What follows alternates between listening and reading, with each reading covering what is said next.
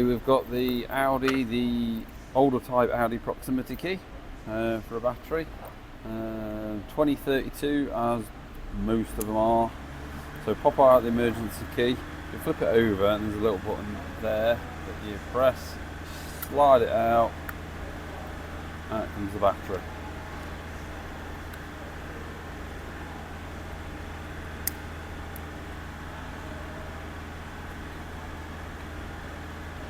In it goes. Don't even need a screwdriver for this one. Easy as anything.